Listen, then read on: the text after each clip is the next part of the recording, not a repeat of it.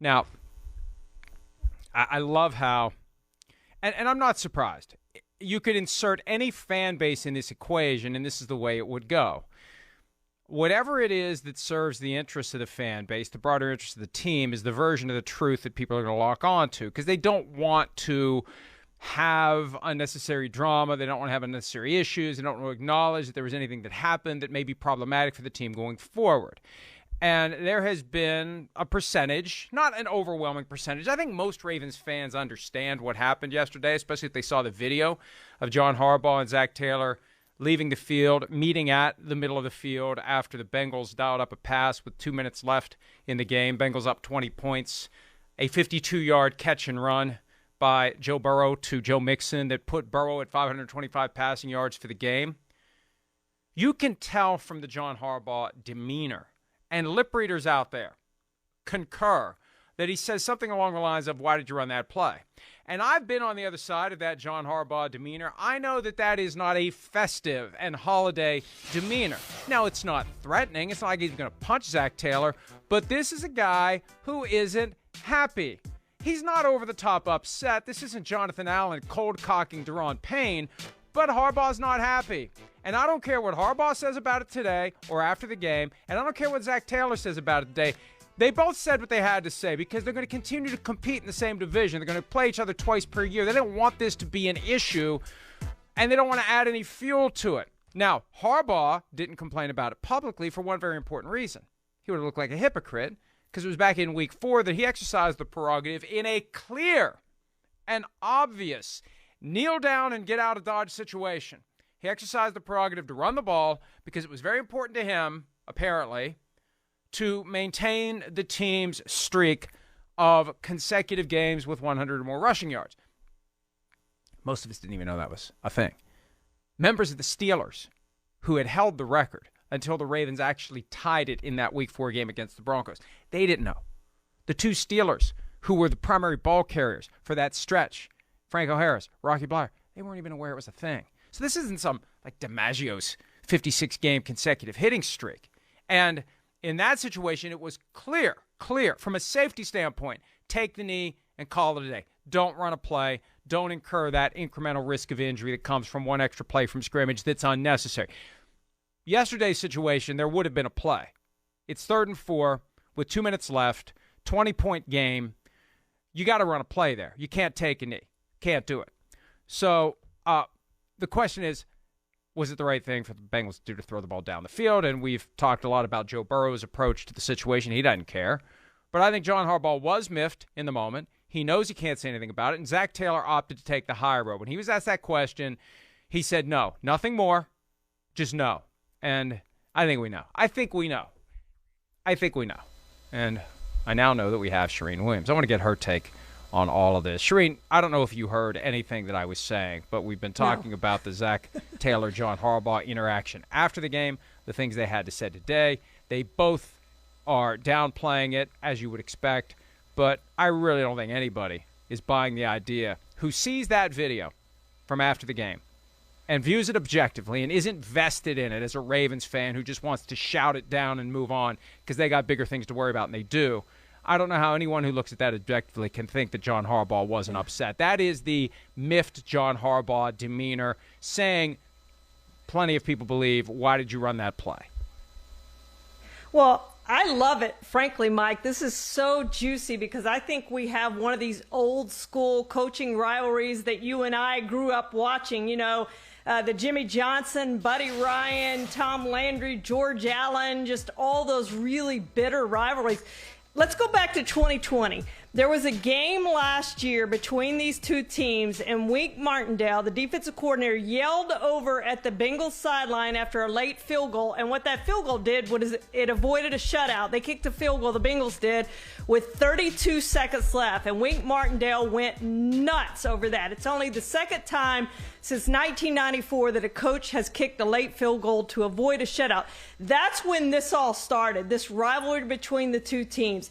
And then you fast forward to last week when Wink Martindale said it was too early to put a gold jacket on Joe Burrow. So there is no doubt there is a bitterness in this rivalry that has developed over the last 2 years, and I absolutely love it because I think these two teams, with the quarterbacks they have and the coaches they have, are going to be going at it for the next X number of years, and this is going to be so fun to watch because they don't like each other. I think that's clear, and I'm with you. It was clear in the handshake that John Harbaugh wasn't happy with what the Bengals did, and the Bengals certainly weren't happy with the Ravens last year or the Ravens what they said leading up to this game either.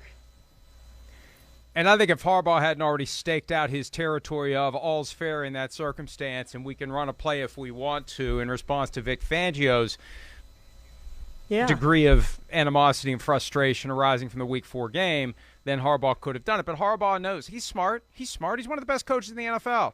You don't get to be one of the best coaches in the NFL if you're not smart. He's smart enough to know he would have been hearing about it nonstop from Denver and elsewhere.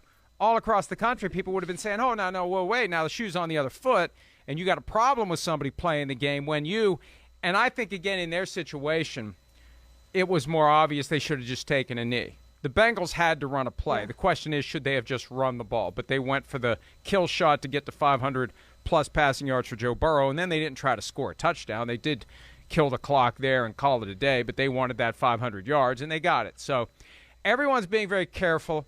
Everyone's being very diplomatic because they don't want to add any fuel to that intensity that already exists. Then I think you're right, Charean. It's there. It's just kind of lurking beneath the surface when the public eyes and ears are on it. Well, not the public eyes, but at least the public ears. And it was funny because Harbaugh said, I don't know where that report came from. It came from you. It came from the way you walked off the field. It came from the way you spoke to Zac Taylor. It came from, which really doesn't take a high-level degree in lip reading. I don't even know you can get a degree in it, but you don't have to be an accomplished lip reader to figure out that Harbaugh was saying something to Taylor and motioning to look, we are not stupid. We can piece it together. What else would he be upset about? Because it was a moment where you say, take that, Ravens. So I think it's great. And I wish we had more of those old-school rivalries. I know there are some old-school football people who look down on that because it's too much like the WWE. I think it adds flavor and spice to the game when the coaches mix it up and they have things to say. And because they're the surrogates for the fans, and the fans have plenty to say, and the coaches are the ones that can be that voice on behalf of the fan base. I wish we had a little more of that in today's NFL.